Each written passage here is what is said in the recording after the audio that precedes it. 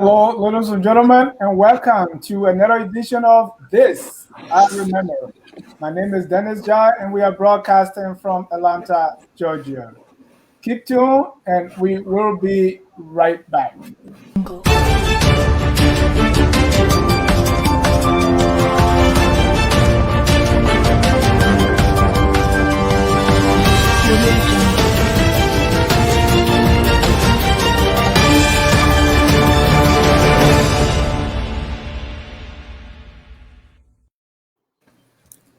We want to welcome all our viewers from across the globe. This is our show, This I Remember, and we are glad to have our guests. We want to welcome all our viewers from across the globe. Liberia is the only country we have. And at this time, we want to share our story. We have invited distinct personalities from various backgrounds who are going to share their stories on what they remember about our dear country, Liberia. I have with me Professor Nancy Reeves joining us from Toronto, Canada. Nancy, welcome to Focus on Liberia. Thank you so much. It's happy to be on your show. Also joining us from Michigan is Mr. Manju Freeman. Mr. Freeman, welcome to Focus on Liberia. Thank you very much, Ja. Manju Freeman here from Michigan, and I'm glad to be on the show. Last but not the least is my man, George Hw Patel, who is joining us from Montana. Georgie, welcome to Focus on Liberia. Thank you very much, Mr. Ja, and I want to also appreciate my co-panelist. I also want to say a big thank you to your lawyer guests who have always been with you on the show and those who are to join us tonight. And George, you are joining us for the first time on Focus on Liberia. We want to say welcome. And in a special way, we give you our water and a ceremonial cola and say welcome. Let's have fun. Thank you. Last week we did a show on this. I remember we sometimes people say there's a knowledge gap where some adults or the older generation, we need a transfer of knowledge. The Liberia we see today has not always been like this, good or bad, but there are some things in our immediate past that we may have forgotten or we don't talk about quite often. So I've invited all of you to share with us at least a couple of stories that you remember in this show called This I Remember. Let me start with Mr. Kpator, and he's going to share his story, but in a special way, we want to welcome all our viewers from across the globe. And if you are watching us and you also want to share your story, what you remember about Liberia, please do not hesitate to drop your comments there and we're going to read it. So, Mr. Kpator, welcome to This I Remember. Again, Mr. Dennis Ja, I'm truly grateful for the honor and to share the multiple hands that I have passed through, the experience I have gone through in my lifetime. So I will be narrowing down my story into three parts. One will be Hw Patel and the multiple families that touch him or he managed to touch so far. Hw Patel as the traditionalist, and Hw Patel and the politics that he remembered over the years, the good, the bad, and the ugly. Thank you so much. Let me bring in Professor Nancy Reeves for opening remarks on This I Remember. Thank you so much, Janice. We're just talking about a lot of things in our life. There's some wonderful things I remember from Liberia, but a lot of the things, honestly, that have happened in my life that is, very heavy, and so mostly from 1990 to this time. But I will always say that those years paved the way for where I am today. And they were wonderful years. I remember with my parents and schoolings and all of those that I had the experience to witness. So those are some of the things I will be talking about today. By having this show kept me thinking about a lot of those things, I must tell you, and they are good Some brings tears, to my eyes, but hey, it's part of life. Thank Thank you you. so much. Yeah. Thank you. Thank you. Mr. Freeman. My name is Manju Freeman, and I was born in Monrovia, Liberia, 10/14/1956. I have um, I have many memories of Liberia from different parts of the country.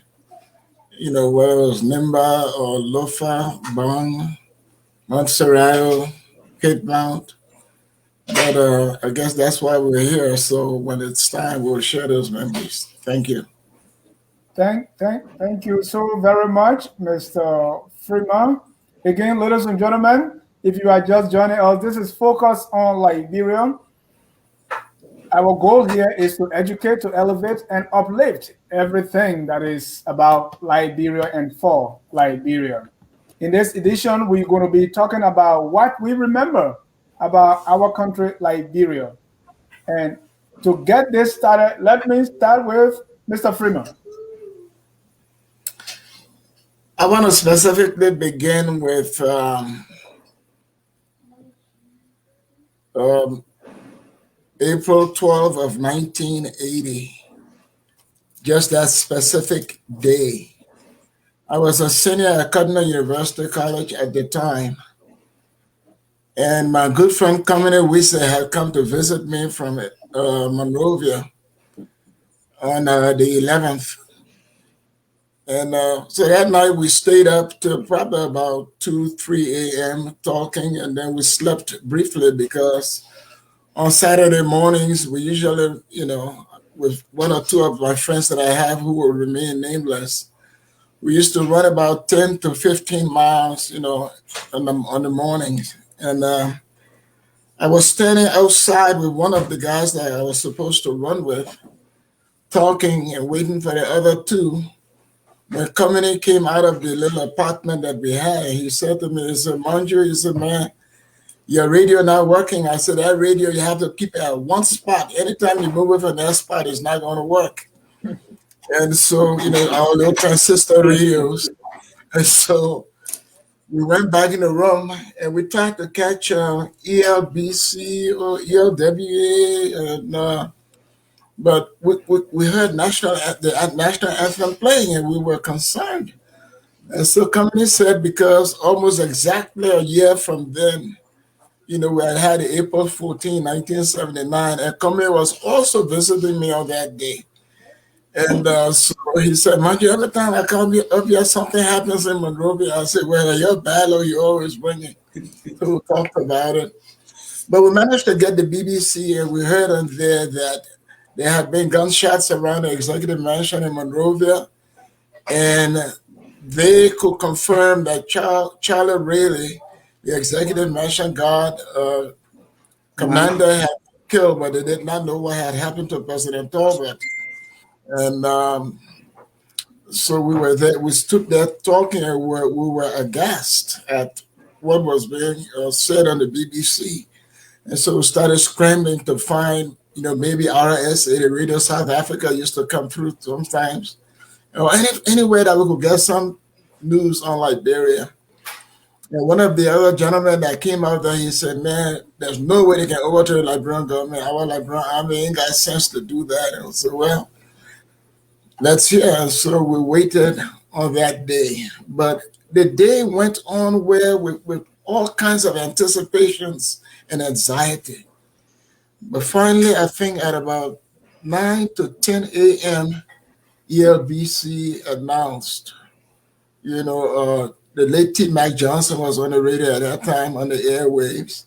And they announced that the government had been overthrown. The BBC also confirmed that President Tolbert had been killed in a coup. And they were trying to get the names of those who were involved in there, but there was just so much confusion and hearsay those days. And but nothing eventful happened on Kpator. We gathered ourselves together as student leaders to try to allay the fears of the students and even professors and faculty members. And but it was that evening, that night, at about 9 p.m., when we were walking over to one of the buildings to have a meeting, when we saw the lights come on over the horizon, vehicle lights. And at first we thought of running behind a building so as to, keep ourselves safe. But it came on so quickly, and then the soldiers, came onto campus and they started shooting in the air. And there were three of us in there. One, Emmanuel Johnson, he's in Minnesota. The late Siku Warite and myself. And so we stood up, and then we were taken at gunpoint. And they were looking for certain individuals on campus that will remain nameless here for now. And they indicated to us that if they did not find those students, it will be hell on us, and they will beat us and kill us, all kinds of things. But it made us. Those individuals, you can imagine, were they related to President Tolbert or member of the government family, or what was they like? Yeah. A couple of them were related to the government officials that were there. And so the first traumatic thing that happened, well, everything that was traumatic, but the most traumatic thing that happened that evening, besides being put at gunpoint for several hours, we were told to sit, in the back of this little army, we call it army jeep in Liberia. And but there was nowhere for us to sit, and so we said there was nowhere to sit because there were a couple of dead bodies in there, and they told us that we had to sit on the dead bodies because the soldiers were sitting on the seats, and so they could go to find other people that they thought that they wanted to find. And so I vividly remember that because I think anyone who have had that kind of traumatic experience will remember that. So that's one of my most traumatic memories in Liberia. Thank you. Yes, that was indeed traumatic, and this was 1980, and I remember that too. April 12th, 1980. April 12, 1980. I remember that too. I was all the way behind God back in Sino County as a little kid playing marble outside, but we couldn't get that information until in the evening, 6 p.m. That's the time the Grebo language program came on, and that's the time my father could only use his radio. He wouldn't waste his battery or any other thing, but from 6 o'clock. Let's go to Professor Reeves. Professor Reeves, what do you remember? Well, thank you so much, Janet. Thank you, Mr. Freeman. I have my share of 1980 because I remember some of the things I went about. I'll move away from that story and go to, whenever I try to I remember things about my life, I go back to my parents. My father and my mother, I'm always proud to say, wasn't educated. We taught her to write her name. Good enough, she had a very short name, Musu, M-U-S-U. So we taught her that. But they were, and I use the word sometimes like in the past, but I always like to refer to them as in the present because I believe the spirit is always with me. So they're wonderful people who, my mother, even though she wasn't educated, but she had so much interest in education.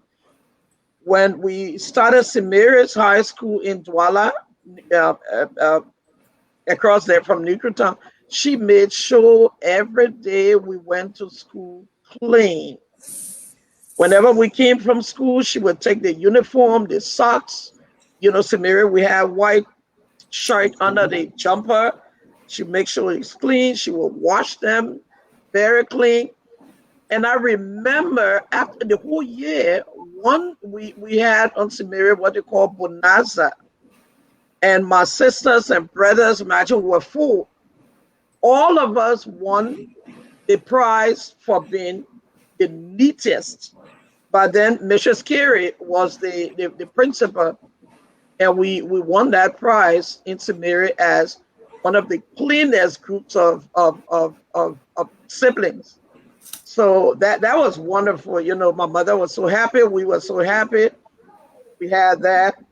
But when they And what did you get for being the cleanest or the neatest? Well, they gave certificates and of recognition. to bring over to our parents, right? So what it shows that one doesn't have to be educated to be a neat person, right? Sometimes we say, "Oh, you're not civilized. You didn't go to school." Or my mother didn't go to school, but she knew what it was to invest in education.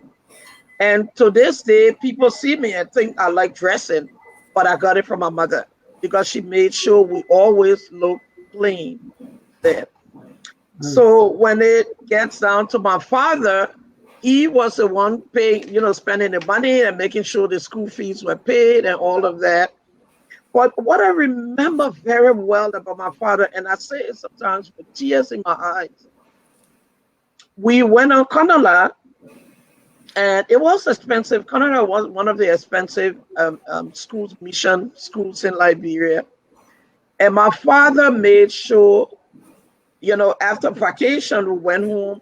And when we had to return to campus, almost all the teachers who were responsible to get students into the dormitories and check their school fees, they always went on campus by 8 in the morning because they said Mr. Reeves would be here by 8 in the morning with his children.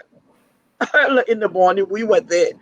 He would say, you got over 500 students on that campus. You better be ready and on time. But the tearful part for me was my dad would tell us, make your list of your requirements for school. And, I would have that long list of shoes, that. But he would not even ask you, why do you have $500? Why 500? Why 200? Why 300? You go over to the office, he just looked at the list and hand you that money to purchase your things. So one day he went with us to purchase, and I saw my dad buying shoes and sneakers and these Oreo sneakers that we used to wear that time. And as I look down and look at my dad's shoes, when you walk on the shoes and one side is eaten up, that side of my dad's shoes was eaten up. And he was spending thousands of dollars. And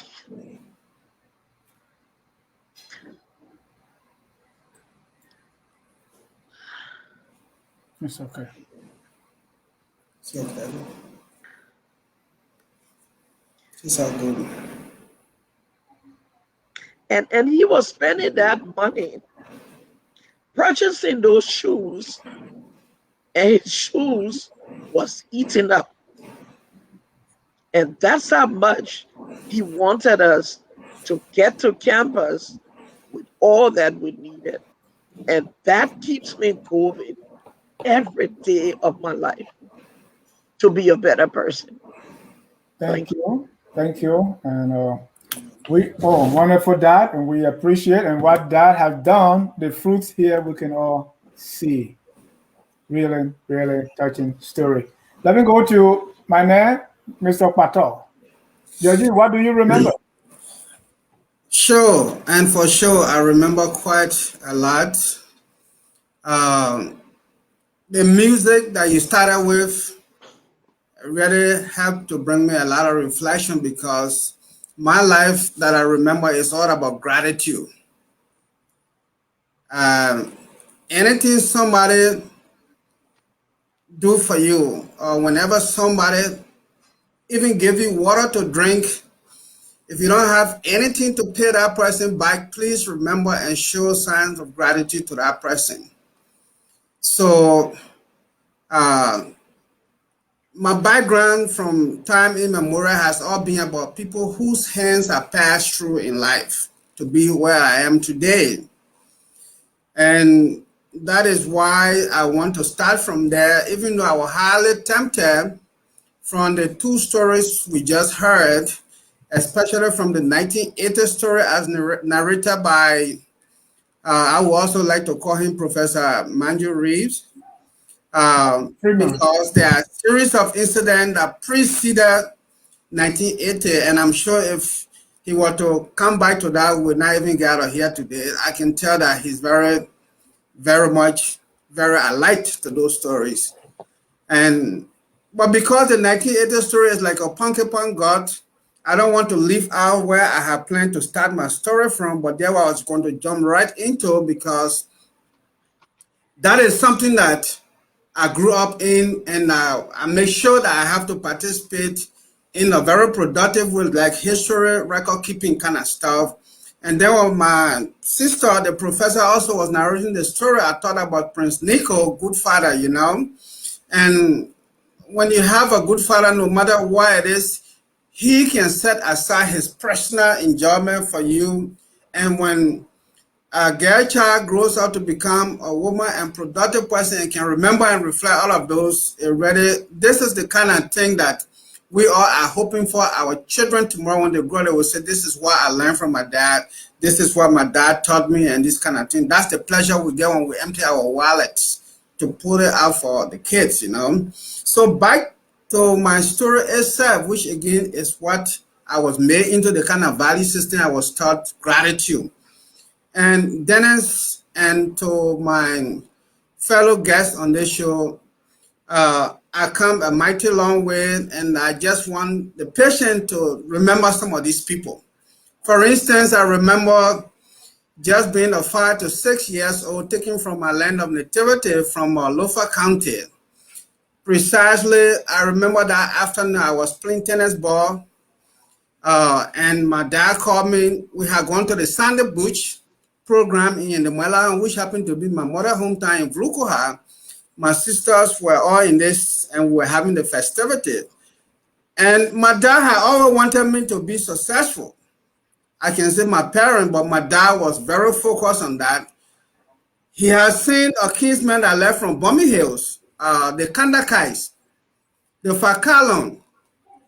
If anybody know Bushro Island, the man who had that island supermarket compound there, that's the family I'm talking about. They live also partly in Bummy Hills, partly in Paluma, and partly in my hometown called Fasabolu. So he's seen his nephew. He said, nephew, I got my son. You got to take him along with you to Bummy Hills. I want him in school. And I was just like 5 or 6 years old. I was looking forward to seeing my sister coming from the Sandy Beach so that I would be able to see her and hug her and really and show all the affection. But that was the end of me seeing the ceremony. It took me to Bummy Hills. I grew up right in the Kanakaya Padlet, but as always was the system, if they give your family up into marriage and they don't have a child, you become the child to go. That I remember. You know, so when I went, and if the marriage was successful, we would have stayed there until maybe I graduated from school. But when things went wrong, we have to come back. So I want to again remember the John Lowley and the Kandakai or the Joshua Fakalon family from Cottington. They are now in Atlanta. So I remember that family, the entire family, the sisters and everybody who grew up as nephews and uncles and aunties. And there was a lady they called Lusu Kamara. She was specifically my guardian to see to it that I stay there and go to school. And this is how I remember in 1980 because she woke me and said, oh, Joy Kpator, meaning the steak that Tobo used to always wear. He said, oh, you're sleeping. And it was Saturday morning. If I can remember, we brought Saturday morning and said, they finished taking the steak from the old man. So I'm thinking, what kind of steak they would take from the old man? I was thinking it was our uncle, old man, George Fakalon. He said, no, Tobo, meaning they have overthrew the old man. So, but that would be something that we can come back to. The next person I want to pay homage to or respect to was when they brought me back because we left from Bumby Hills and we came back to Morovia. We had to go back to Looking Down Broad Street, and those days Looking Down Broad Street was so bush. There is the Afra Mulba that used to live way almost the wall where Captain Doe used to do his fishing. Captain Doe, who got caught by throwing dynamite all over the places. Jacket number 1. So I remember that too. And there where we used to live and make cassava farm, potato green farm, and take it to the market, the old Looking Town market those days. You know, as a teenager, you got to carry to, you go to school throughout the week, and Sunday or Saturday, you take it to the market. So I remember, but this was the first time I remember going to school. Then from there, I had to come back in the interior. So this is how I met James Flomoyan. I remember 1980, I have taken the entrance for Multilateral High School, and I was supposed to go live on the campus. My brother had given me a note to go so I can be interviewed. So when I went, I didn't make it in the interview on campus. So Jim Freeman said, you did well in the interview, but we just couldn't settle on you to live on the campus. But come and live with me in my house. So that's how I live with Jim Freeman for the time being. And mind you, as I'm passing through these hands, I'm learning value system too. And I pay very serious attention to those systems as opportunity for me. And there's one thing I do those days. Is the guy from the Election Commission. That's correct. Those days when he tells you yes, it's a yes. When he tells you no, it's a no. And that's one reason why up to now, my brother Councilor Jala, I got a lot of respect for him. He never broke promise to me as his younger brother. He either tell me no and cheat me or say, my man, I'm doing it. But I remember those days, those are the value system. When you say yes, you mean yes. Thank you. And the story can go on and on and on because there are many people in whose hands are passed. But again, that's George and the family system that he grew up in, the guardianship he got. Don't forget also while this is going on, there was another time I needed help. And the Cretin from Sinoe County, which is the Philip Robertson family who used to live on Looking Town. He was a referee of the Liberian Football Association. He, his wife, and the entire family. There was a time they had to send me to school in Negro Town. I attended Negro Town Junior High School. So again, I want to just pay respect to them and pay gratitude to them. They helped me. Thank you. From their house, I found myself going back to Vonjima and the Joshua Sami family because my parents did not live typically in Monrovia in these cities. They all came from rural Liberia and that's where they lived through as farmers. So when I go to the city to try to go to school, I got to be nice and be humble and be also honest to family who will take me and help me. So Mr. Patel, in short, what story in that has you moved to this here and there for school? What story in the next 2 minutes stick to your mind that you want to share? The main story here is how it takes a village to raise a child. Thank you. And when the village is raising a child and that child is meant to be well brought up, you take time and take advantage of the opportunity given you by multiple families or family who want to open their arm to you. And I want people, the youth these days, when someone take you in, the lesson to draw from this is to make sure you use the opportunity that is given you. And then this, the gratitude that you bring back to that whole picture. Thank you. Because nowadays we don't have it. All that we see is once they say, I will say the thing there, is an entitlement, you got to give it to them. Yeah, thank you, Mr. Patel. Let's get few comments as the show starts. Say good afternoon, guys. She's watching. Sylvester Nathaniel Jr., good afternoon to you guys in studio. Wilmot Cooney, a great program. We love Liberia no matter the stories and experiences. Constance Duopo say hello. Let me go back to Mr. Freeman to share another story. Well, the first thing I want to say to Kpator that Josh, Freeman is a contemporaneous friend of mine. And we went through a lot of things together in the Liberian National Students Union and so forth, and the Moja and the LPP. And we still keep in contact occasionally. Joshua Fangalo, we're all coming together. And I remember one time he got into a fight because this guy thought he could beat Joshua Fangalo. Easily got into a fight. He found out it was a tough fight. So, I remember that, very, very fondly and vividly. Good. The second thing I want to talk about is November 12th of 1985. And also that was known as the Kuampa coup. Okay. But the days leading up to that day, months leading up to then, there was such tension in Liberia. I mean, it was almost like the people said, like you cut the air, with a knife and you will see the vision from their cuts. And so there were so many things that were happening at the same time, and most of them were not good. But on the night of November 11th, I went to sleep soundly for the first time in many months, I can say. And but the sleep wasn't long, but I slept soundly. And I woke up all of a sudden again. It was about maybe a little past 6 o'clock, and the national anthem was playing again on the radio. Again. Again, and it was like, wow. And I thought I moved my curtain a little bit to peep through the window. I was living on the old road sinker across from what they call Stubblefield apartment at the time. And we tried to look there, and there were hardly any movements on the road, and then one little car will pass by and etc. But a little bit later, I got up because I saw more and more people coming out, and I ventured there, and I walked from Sinker Old Road all the way down to 12th Street, because at that time I was a teacher at Tubman High. Teaching what? And we got past Tubman High. We started walking on the boulevard, and we got at the corner of 9th Street and the boulevard. And Conway, who was then the acting chairperson of the LPP, was there. I think he had been out of jail not too long previous to then. Yankwe Cabo, who was a medical doctor, and several of us met at that junction and were standing up talking and trying to gather what was happening. But we didn't, we couldn't get anything sound. And I'm telling this story much to the honor of my late friend Charles Bayonne. Well, Charles Bayonne was then the newscaster on ELTV. Yeah. And Charlie came. He was in the LTV van, and it stopped on 9th Street.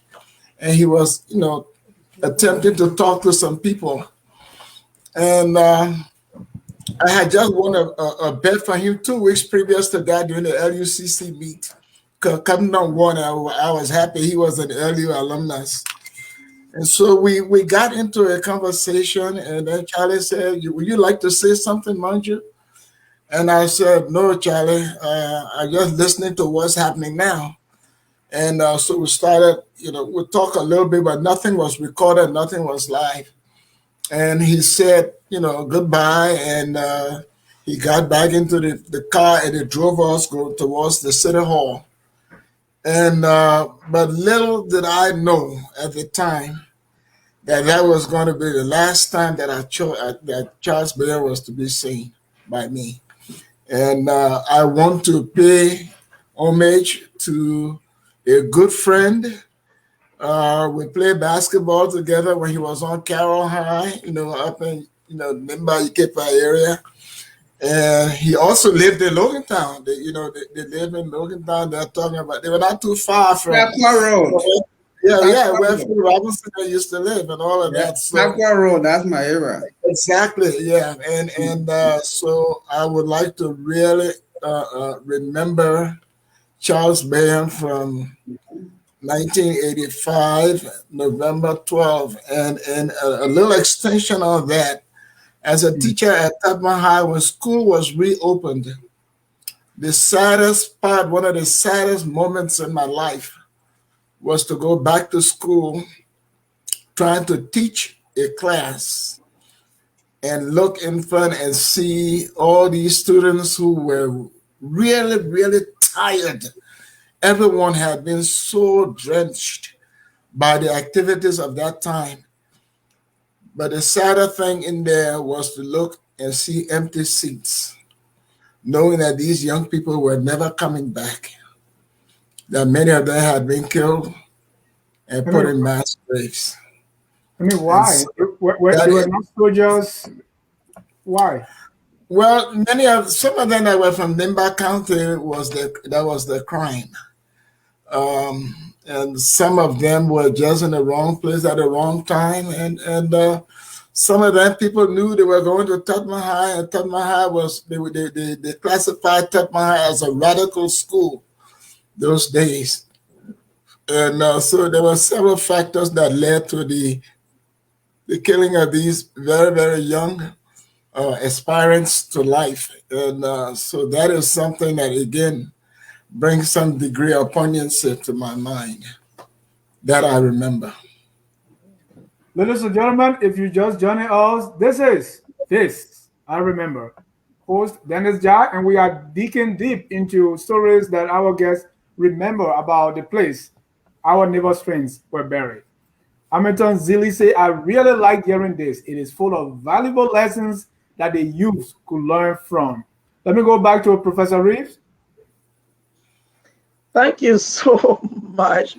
It's I know a lot of people who know me know I'm very political, but whenever Mr. Freeman gave his story and then I come with something totally different. But I'll go back to Conala.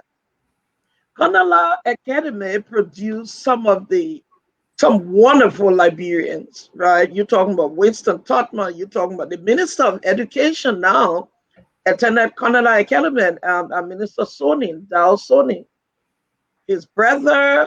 I mean, they produced some wonderful. It was one of the best institutions in Liberia. I went to Conala in 1985. Not, I'm sorry, 85. 1981, I left St. Mary and went to Conala 1981.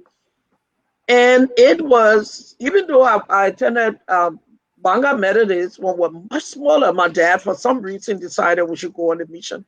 But then we could not because I was being bothered by the malaria was my biggest problem. So he brought us back and took us back to Conala, on Conala in 1981.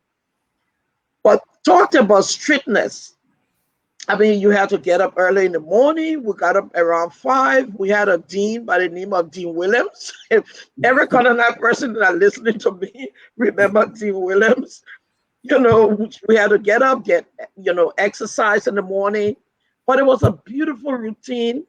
Make up your bed, take your bath, get ready for school, go down to the dining hall, eat well. The food was very good, bread and egg and milk and things. And then go straight online, get ready for flag raising, go into your classes. Very good education. I remember, to tell you the truth, almost a lot of students that attended Conala have succeeded academically.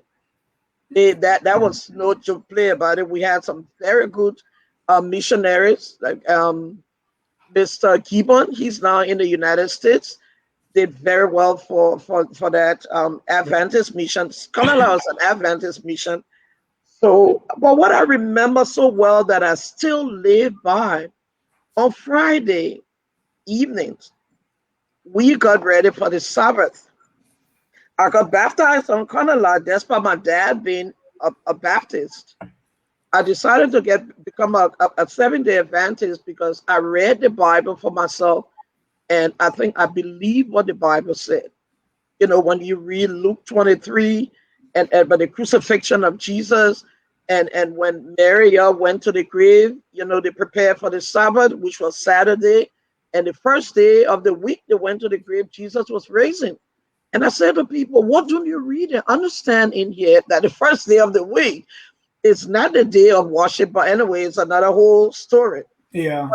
But that's how I became a 7-day Adventist. Conala was very straight on that. We went to church. They groomed us in the way that they say, Ellen G. White had a statement that you would not depart from it. And the Bible also says, train up a child in the way that they will grow, and when they're old, they won't. But that's what Conala did. It's still that discipline in us. There were other students who could not withstand that, and they left. But those of us who remain there, these are some of the people you see we become. And honestly speaking, I'm very proud of myself having graduated from Conala. But, Did they, you used know, to, did they beat what? you on Conala? Did they used to beat people on Conala? No, they didn't beat people. They will punish you. I mean, we cut grass like hell, Oh, right? I mean, on right. Sunday, because we went to church on Saturday, which was the Sabbath, so on Sunday was when we cut grass. And man, the blisters, you could get them in people's Yeah. hands. So some of us who were a little bit, rebellious, we cut a lot of grass, right? But the funny thing, here is a Golden Mission school talking about boyfriend, girlfriend. People still have boyfriend and girlfriends. So we used to wait, when it's about to, when it starts to rain and the rain is not coming, and then the lightning would just flash, and then you see people kissing under the trees. It was so funny, but it was a wonderful place. Yeah. And but the education and the discipline on Canada, and every Canada student or past student that hearing me talk about Canada today will enjoy it. But those years, when I up to this day, I wish I was still on Canada. Thank I you. wish I was still there. It was just wonderful. No, you can still go back there, but to teach or do something. But let me go, before I go to Mr. Kpator, Abby Tyler said, just giving a shout out to all those who live in Barnesville Estate, the best place to live in Liberia. So, There you go. you talk about Logan Town, Mr. Kpator, Barnesville. So, George, what else do you remember? This time I want to bring in the traditional piece or the social cultural dimension as it is. So, and that again, my focus will be this time around on Lofa specifically as it relates to the entire Liberia scenario. Growing up in Lofa, one of the things that we hold very central is to remember your tradition. And that has to do with the Paro and the Sunday. There are so many interpretations these days and misinterpretations, you know, but one thing I know, the education is probably one of the best. And whatever is not useful, I wouldn't be advocating for that. But we were taught to learn to be men. So when I went to live in Wam Lolo, which is where the deepest part of Foya, the first thing I remember, you got to learn to cut permanent. You got to learn how to climb safely and cut permanent. And when the Kisi man tells you I'm cutting permanent, they're not talking about 3, 4, 5 hairs. We're talking about hundreds. And we start learning to do that when you are just like maybe 14, 12 to 14, 15, 18 years old. So my excitement was, if you know how to set trap and you know how to hunt and you know how to cut permanent, then you have the economy, the local economy in your hands. and that was my passion. So, and then, you know, being a bandy boy and growing up in the Kisi area, because my father again insisted that I have to go back to his heritage to learn how to do stuff. There were his own mother parent came from Solomawam. So here I am in Lolo. We are about to enter the Paro bush, but before we get there, they want me to learn certain things. So I'm imitating my fellow teenagers. We're learning how to climb pantry with rope. Mind you, it's not even the actual thing. You got to practice on the rope. So, and we have to wake up at around 6:45 in the morning. By the time the sun starts hitting, you can be on one tree to see another one. And I remember there is certain time the competition, you have to come and report in the center of the town to the elders how many hairs you cut before you can be given a particular stripe. It's a traditional stripe that you will enter into. So this day I went and caught 125 hairs before 2 o'clock in the afternoon. Woo! And you can climb one and see 5, 4, 3, 2, but you climb like a squirrel. And that's when the people see your efficiency, you got to be really fast. So, I mean, what I really remember out of my whole being in that whole terrain over the time I was there was to really tie in with the indigenous and the traditional activities, including the being a zoo boy. You got to carry bag. These days I hear people referring to people as bag-toting people. But there was values in those days in toting bags. There is a particular traditional piece in the Kisi culture that nobody can stop you from doing anything besides committing crime. They call you Kolonon, and they have it both on the women's side and they have it on the men's side. Also, a Kolonon is somebody who you can be the president of Liberia. Once you are a Kisi, they will come and teach you, they will tantalize you. When they're ready to do something, you can't do anything until you give them tip, the move before you keep going. And those were the kind of order, those were the kind of order we were also inducted into. So did And we that have look to, like did that look like what they call bully today? well, that could be it equivalent, that could be a great analogy to that, but you were almost like the chief of protocol to the hair zoo. Nobody sees the zoo. Nothing can happen more or less. They have to pass through besides the callback. But you are there, like really, you sit on the mat with where he presides. And if anybody come and intrude, that person sustain a fine because there is an imaginary line before his heart during the feast. And not everybody knows that line. It is imaginary, and if you don't know it, you just can't walk in at will. If you do, And who is the zoo? Who is the zoo? well, the zoo is somebody who has achieved certain things. People take the zoo thing to be witchcraft, which is totally different. That's why I asked. Yes. And again, Zoe can also be in the witchcraft, but at the same time, this Zoe is the one that you call clean witchcraft because he is there to teach the order of society, to set the standard. Like you go to university, they give you degree after you meet all the requirements. This Zoe here and his team have certain requirements that is set as standard. From the time you enter and the time you consciously come to yourself, you are living, that standard you have met, then they give you that degree, and everybody will not get the same status when you are leaving. So the zoo is like the president or the provost of the university. Yes, Exactly. it's based on your own achievement in that cycle. Okay. Things that you do as bravery, whether you travel midnight to sun, whether you are able to catch snake alive, whether you are able to really redeem the motherland.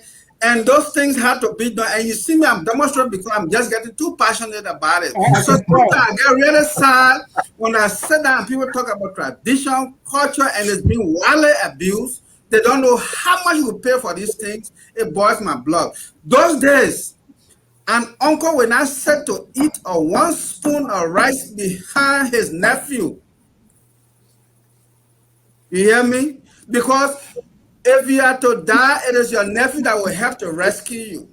I mean, that role of a nephew is so important. It's so sacred between the Kisi and the rest of Lofa County. It was not a joke. And you know what, Josh? We're going to really call you back here to just take us through these traditional or teachings and schools. The part that has been so much misrepresented and misconstrued. Because I'm from the Southeast. I left from there when I was young, but I tried, but I couldn't climb that palm nut thing, man. Maybe I was so I tried. I really tried. I gave it my best, but it didn't work out. But it becomes so sweet. You just came like this. And my name was Meaning that was my name. They gave me my nickname was Yeah. When I was in Guinea, when I went to the Pella side of Guinea, there I was teaching. That's the time I really came to see how people are cutting these palm nuts. Right there in my hometown in the Southeast, we use the cutlass, and so I never saw people going to cut 100 heads a day. Yeah. But on that side, it's 100. Somebody will cut. I'm like, wow. But let me flip it around a little bit. Let me go to Professor Reeves. And just before you move on, we never type palm wine to post stake on there for you to claim. If you can't claim, we're not bringing it down for you. That was part of it. Everybody got to claim. You can be 2, 3 or sit on that area bringing it. And you will say, "Poor man, chew your nyambo," and you can. And Georgie, one thing I remember too is you take people that were training. They did it in Sino, right? Take you in the bush, take your clothes, and carry at the top of the palm tree. If you can't get it, you're going home naked. Yeah, there you go. So these were the challenges, DJ. There were different challenges. As you come to know who you got to meet before they give you that. And there is also a dance concert before you get out. You got to manage to dance that we call it Yoki Lane. But I'll leave it there because I will call you back. We got to do this. Let me go to Professor Reeves. I'm flipping around before Mr. Freeman comes. Professor Reeves, what you got? What I have, and It takes me back, honestly, to 1990. During the heat of the war, 1990, when we had to flee, a lot of people from across the bridge, because across the bridge was like a safe haven, people Yeah. thought. But there where we saw a lot of the arms and ammunitions that were never produced in Liberia, that were being wasted in the swamps in those areas. And that really caught my attention, really, when I, as one of the theoretical concepts in my dissertation for my PhD on the political economics of war. How these rebel leaders were able to work along with some of these multinational corporations to get some of these weapons into Liberia in exchange for weapons. But that is a whole story, Dennis. When I'm done with that, I will come on your show to talk about it. Sure. But so what we went through behind the lines there in Newtown, because there where I've lived all my life, mostly in Newtown, and we had to flee over to Freeman to get on what I remember when they said there was a ship from Ghana, but the president of Ghana said they should take on the Ghanaians on that ship. And everybody ran there, and all of a sudden to the Freeport, and they said, no, the president said they should take everybody, including Liberians.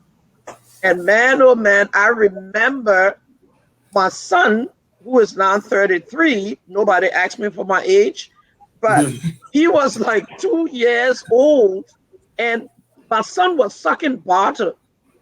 Before the war, he'd never ate rice. And now he had to move on to eating rice. You bet me he adjusted himself very fast. Yeah. But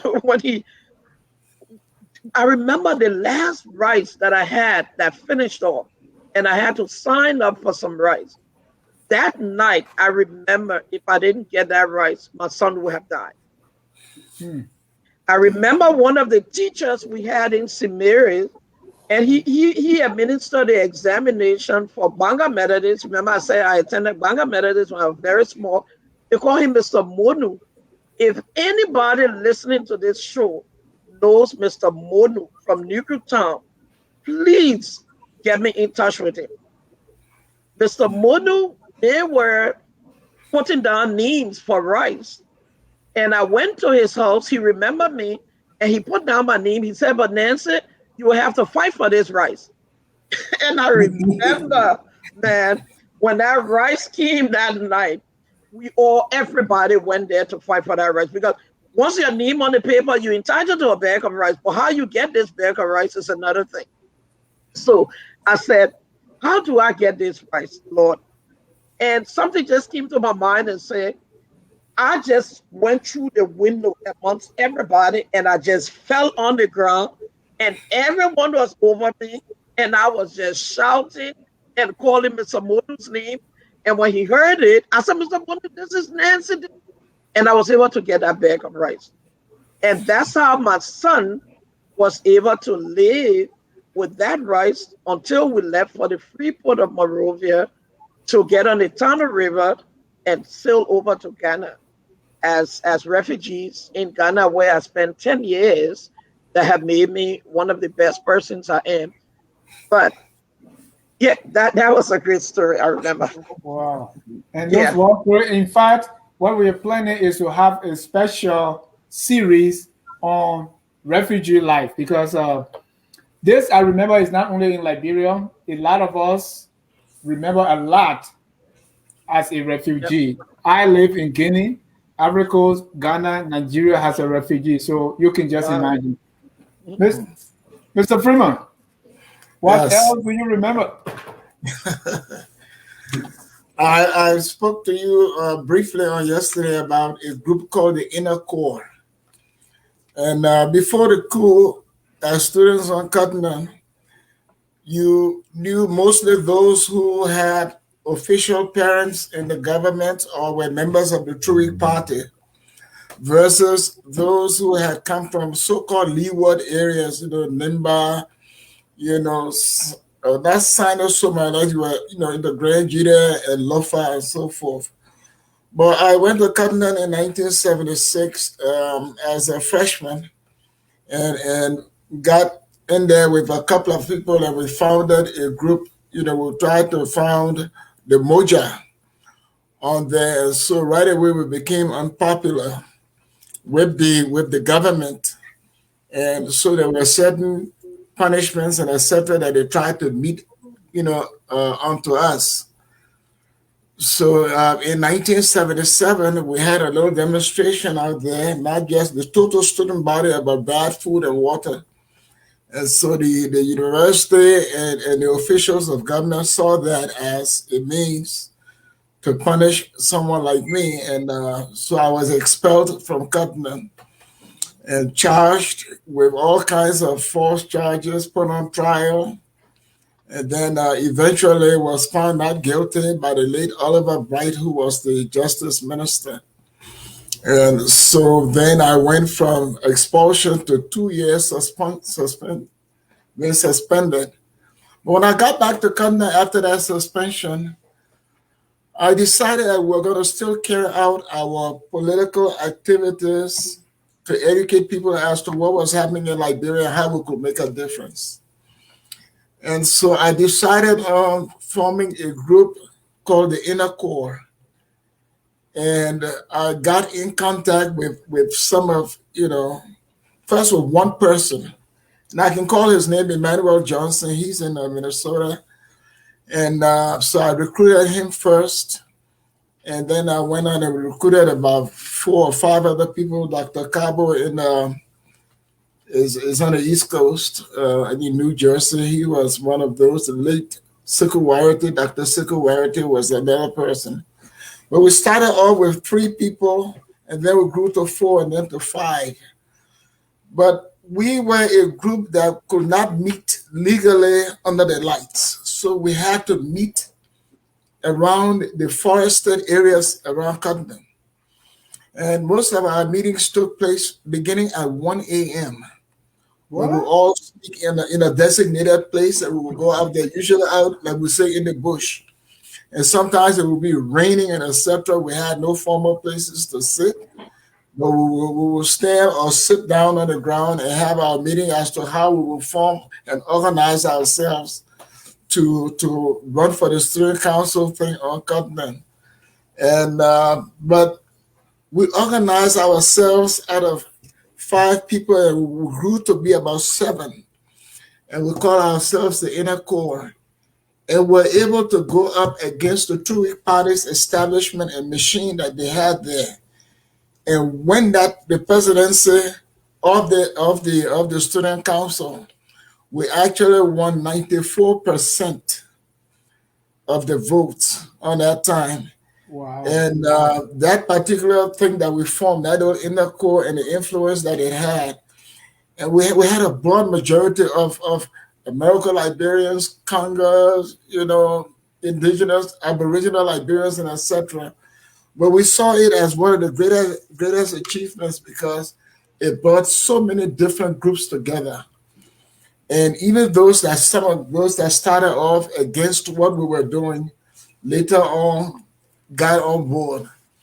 And it was through that, it was the same group that helped organize the Liberian National Students Union, LINSU. And people don't know that the first time we organized and put LINSU together was at a meeting on Cottingham, April 14, 1979. So that also is a poignant memory in our lifetime.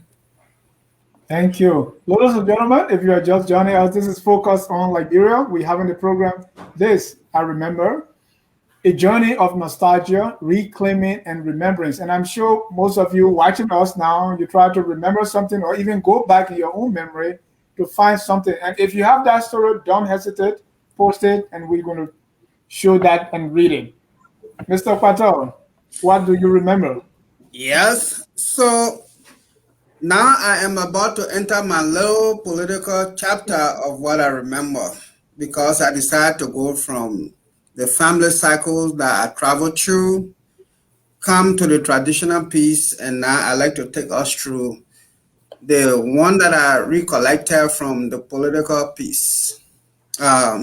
Just a little bit that I left behind from the traditional piece. So again, I cannot overemphasize the relationship the tribal people have had and the way how it helped to keep society organized with no police system over the years.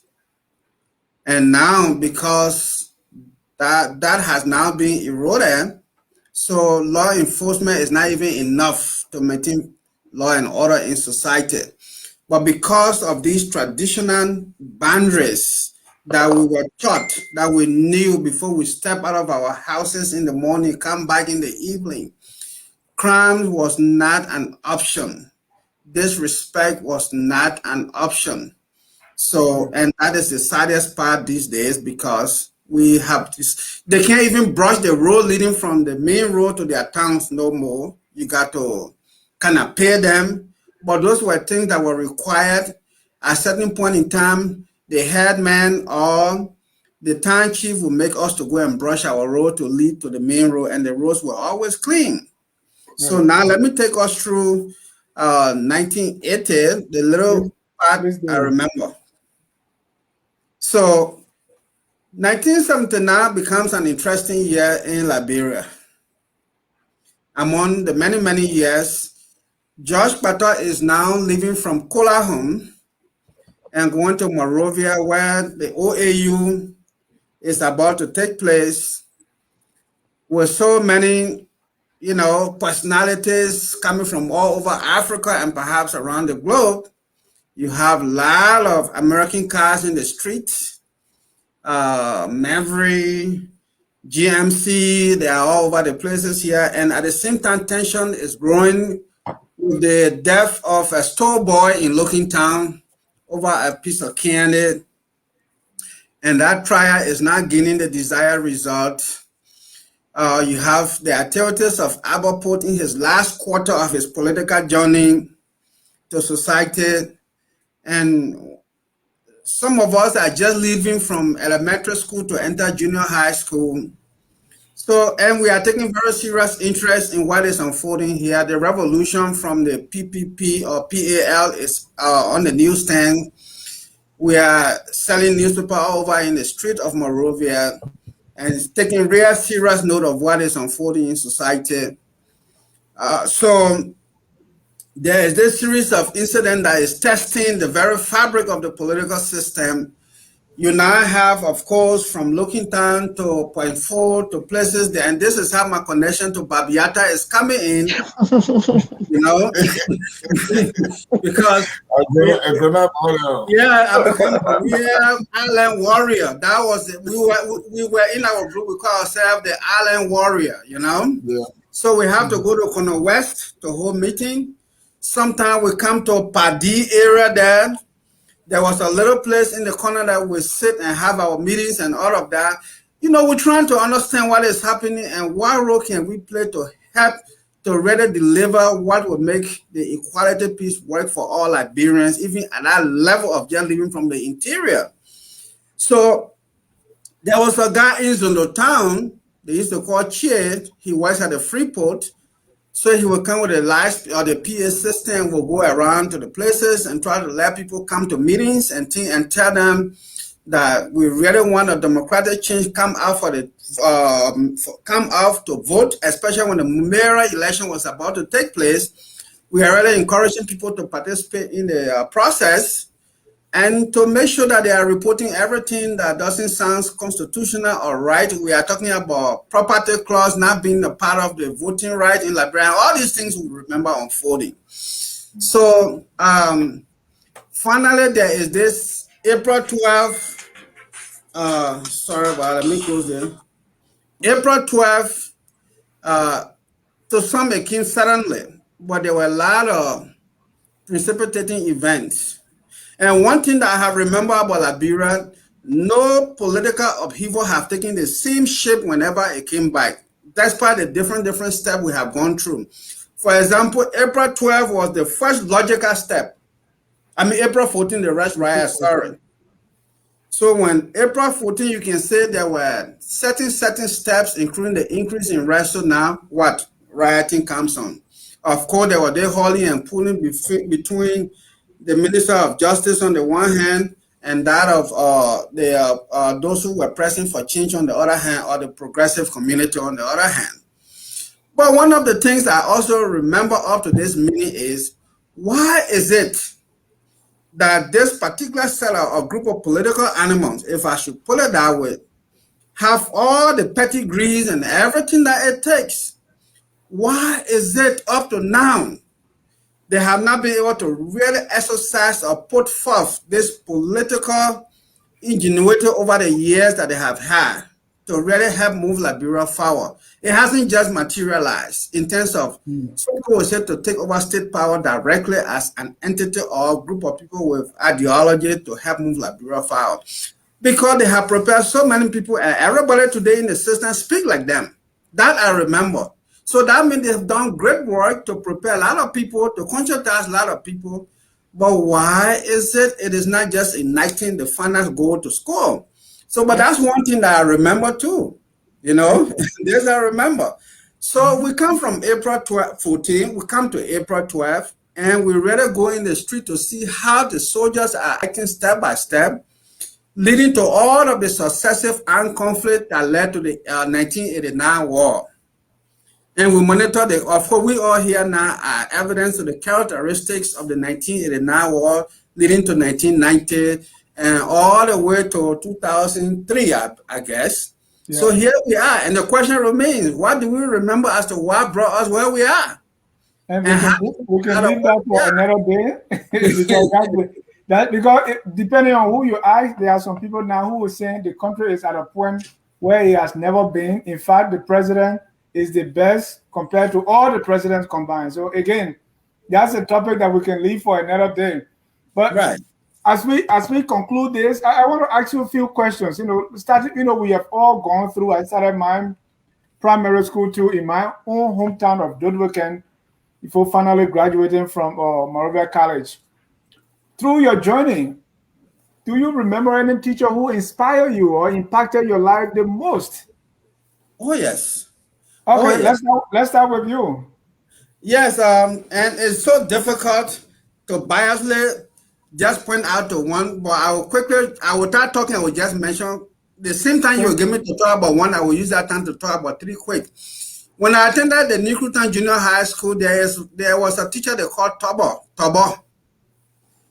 That guy taught me how to understand once you flash a word to start figuring out its etymology. Just coming from a countryside school, that I was not published to that, but Tobo knew how to do that. So instead, that teaching mentor is what I take through all of my clinical work that I do today. By the way, by way of profession, I've been a trained social worker for the last 19 years. And that's how I provide. And this is my office. I just using my office for this meeting today. So, yeah. And then in Vonjima, there was a Ghanaian they called Captain or Raymond. He was a mathematics teacher. He did his part to impact us. And of course, the one that I like to give credit to the most, that I can say he taught without me, his name is Monty Morris. I met him at the Kulahum Public School. He was a 5th grade teacher. And those are the 5th grade teacher will have to teach science, English, math, all into one. But he knew how to do it. Thank you. And he left that impact. And the skill that he imparted are still available today that we can take through.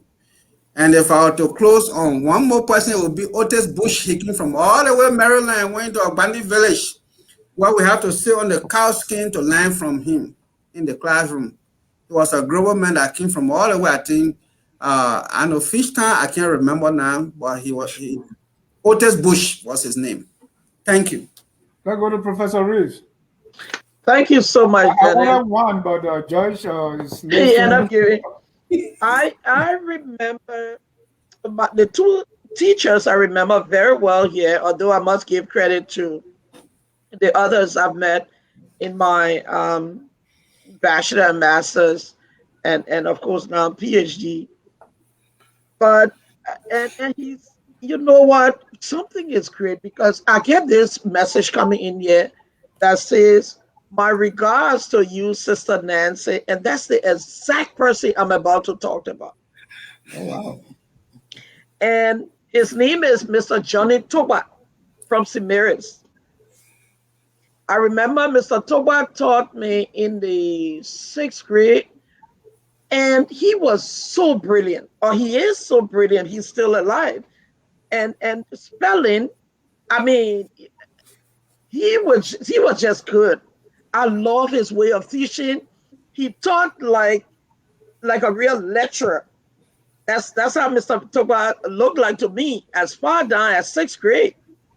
And I said, I want to be a teacher because of Mr. Toba. And as we talk now, I have to go and talk with him when I leave from here. And I will send a video over to him. For anyone in Samaria that Mr. Toba taught, he was a petite man, but he was brilliant. And another teacher would be Mrs. Latte. She passed away now. Mrs. Latte, she was such a pleasant woman. But those two persons really inspired me. But to become the professor you are calling me today is because of Mr. Toba. And Mr. Toba, when I get off this show, I'm going to see you at Western Union. Amen. Mr. There you Freeman. go. What? Well, my first very influential teacher, there's two of them, that my stepmother and my father. My father was a teacher by profession. And so they were very, very influential in my learning the ABCs and the 1, 2, 3 at home. And any homework that I had, they made sure that I did it, or else there was some disciplinary action through the writing. But in the classroom, I was influenced by one Dr. PKB Menon Uncutman. I remember Dr. Menon because this man was so knowledgeable and so informed. If you ask him about your fingernails, he will give you the anatomy and everything of it, and the physiology and everything of it. And so he very much influenced me. I was also very much influenced by Mrs. Fanny Gibson George, the late. I think she's buried in Minnesota. She died in Minnesota. But she was the principal of the Elizabeth Tubman Memorial Institute. And she kept such a tight rope on us. And you know, Nancy, I much state here that I'm angry with Canada for defeating us in 1975 team time quiz in the finals.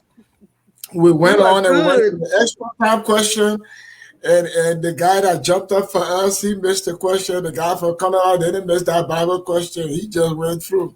And so Canada was very, very good in that team time quiz those days. Yeah. So those are the people that were very influential in my educational upbringing. This is Focus on Liberia, and you are listening to This I Remember. Let's get a few comments here again before I ask you my final question. Elder Joseph Y. Kokoro say, any interest in what I remember has a foot soldier of the Liberian progressive movement in the USA? Anyway, no comment until I consult our preeminent historian, Sai Nyokron Yancy. Mr. Kokoro, yes, that's the second part of this. I remember we're going to go into refugee land and in exile as well. Hamilton Zilli said, I think then there is a need to recall these stories that people are narrating and then be placed in a book so that others could read and learn from them. Quite frankly, it is getting interesting and impactful. Thank you, Hamilton. That's very true. Yeah, my last question I want to ask you here is, you grew up in Liberia. Any Liberian proverb or wise saying you remember, and why? Let me start with Professor Reeves because it looked like you were excited about that. I love this, and I always quote it in. You know, I'm also a member here of the Newtown Association of the Americas, NECTA. I'm the chaplain, and I do a lot of writings in the chat room. And I like to say, "Kuku Chukuku." You're not in there, you not know. Right?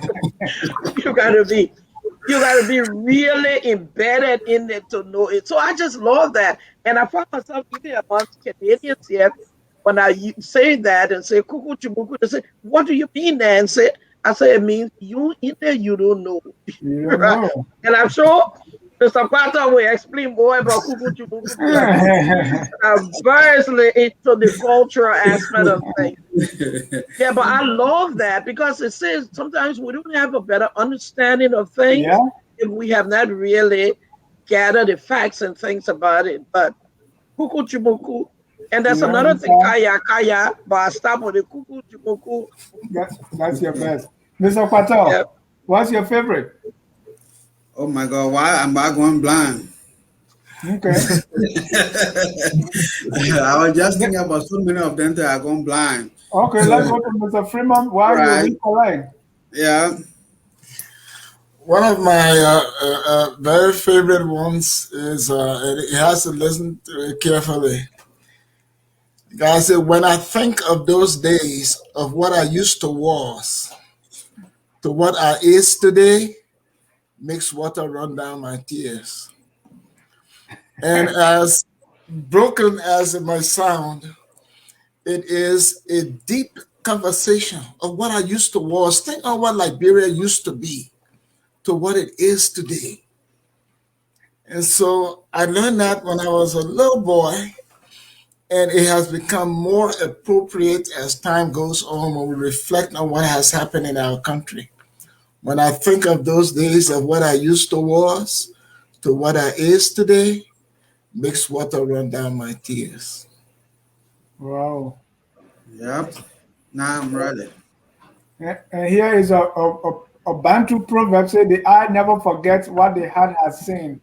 That's a Bantu proverb. And so the whole concept of this I remember because the eye never forgets what the heart has seen. Yeah. Mr. Patel. Mine is just very short. It's just an old saying that we said so many ways, so many times back in the days. You know that when something happens and someone just say you were bad. I sure that is, You what? because we need to hear well. Recently, my I didn't pick up the one they call you Moje, but the one that they used to say you were bad. Say you depend on that guy, you will wear bell. So So I think when I someone think it tell you that don't reflects waste the your time, failure. keep going where you supposed to go. Yeah, the I late think it reflects on promo Peter Bala used to say running water never passes by a hole. And Yeah. yeah. so No. But Peter but this Ballard and then was a very good friend. I used yeah, to be in a culture troop on Continent, and we'll wow. visit Kindergarten. But I knew Peter Ballard as a very good friend and as a very, very smart man. And not yeah. many people knew he had his master's degree in language arts from the Yeah. University of San Yeah. Francisco. Yeah. Yeah. Yep. No, But that is I didn't know that too. if I So can that say something here, talking about Cottonton, Mr. Freeman, Yeah. I would have gone to Cottonton from Conala, but I was Yeah. just tired with the boarding life. So I was They were tired. different. And my dad, It would have been a different experience because when you got to come to one of the things that told you, the president would get up and say, your boundary is the world. So if you yeah. want to leave campus and travel to China or some other place, just make sure you're back in time for class and do your work. And but Victor Doe is sharing his proverb to monkey walks, bamboo draws. baboon draw. I said no market white baboon draw. But you know where that parable comes from when the monkeys they climb higher in the trees than baboons. Baboons don't climb as well as monkeys, so the monkeys will climb up in the trees and they will shake sometimes, and all the nuts will drop down on the ground, and then the baboons who are bigger and stronger will come to sit under that tree and start and, cracking and eating the nuts. So the monkeys and got to grab sit it. up there until the Oh, baboon oh, get tired, eat a gulful and go. So before I let you, it's let me. terrible. We have few shows coming. First of all, I want to let you know that we are now live on the radio in Liberia in Monrovia. That's on Wednesday, Thursday, and Friday. Watch or listen to us on Hot FM 107.9. Some people call it DJ Blue Show. Okay. Tomorrow, one of the talk show hosts in who's in Sweden, they call her Tess. Tess will be here to talk some political issues. Tess is a talk show host. She doesn't normally delve into politics, but she says she got a cup full and she wants to talk. So keep it here at Focus on Liberia, where we educate, we elevate, and promote all things Liberia. Now I want to get your closing statement. If you can use 1 minute, if you have any other thing you remember that you want to chip in. Professor Reeves, I know you were dancing to the Moja band before. Yeah, that was, and you know the good thing about this, actually, a woman, not woman, oh, sorry there, no, George, Mr. Kpator, I think woman Kuni is writing something that George Kpator. Woman is writing is probably when you bypass your respect, you meet your disgrace. Okay, so let me get your closing statement. The good thing that, yeah, as we talked earlier, George and myself were in that very room around 1979 dancing to the Moja band, right?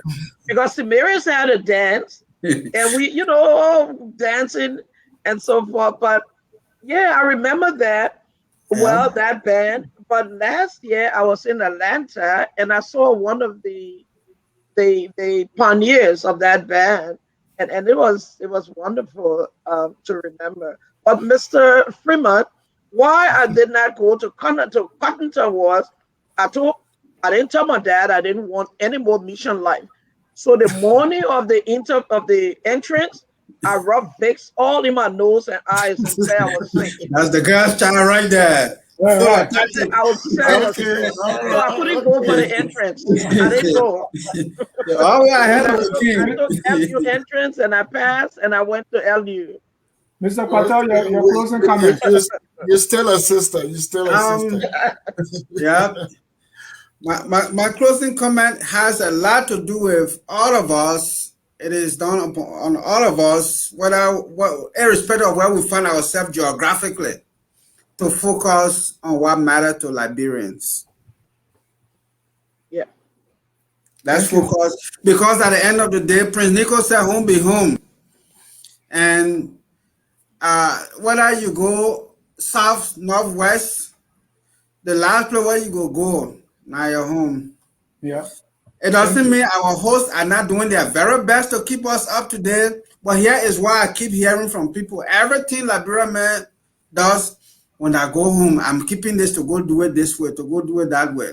So I think it is in our best interest, all of us, to keep it peaceful, to keep it developmental, to keep it very respectful. We got to respect one another in that country. Amen. Thank you. Mr. Freeman, your final words.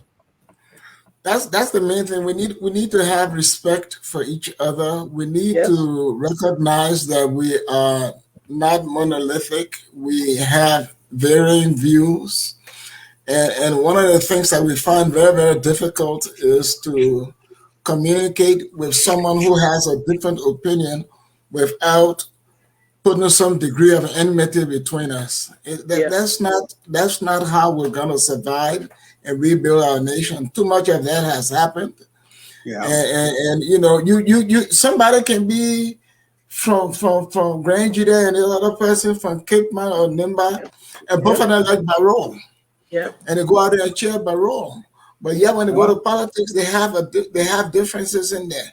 Those differences should not divide us, rather they should unite us. Absolutely. That's what we have to say. That's Thank you. Professor Reeves, 1 minute. It's called diversity. That's what it is. Honestly, George, I would love for us to write a paper in social work on something cultural and with social work concept. Please. Dennis, let's call, how they call it? There is a term. Let's do a journal article on that as a related experience. Yeah, but Mr. Freeman, I'd love to see you in Toronto. I look forward to seeing you. Yeah. Don't All forget, right. come back. Yeah, definitely. Yeah, yeah, I'm always willing to talk about issues concerning Liberia, yeah, and so I don't have a problem. Anytime we have to talk about Liberia, we can go from the ridiculous to the sublime, yeah. and to the to the top of it, and delve into Liberian history. I'm quite adept at that, and so that'll be Amen. no problem. Amen. I want to Thank thank you all of so you for honoring our invitation to be here. This was taking us down on memory lane in this show. This I remember. I want to appreciate even all those who are watching and those who will watch later on YouTube and other social media platforms. On behalf of all of us here at Focus on Liberia, my name is Dennis Jazz saying thank you and God bless you. Please. Ya la viva. La viva.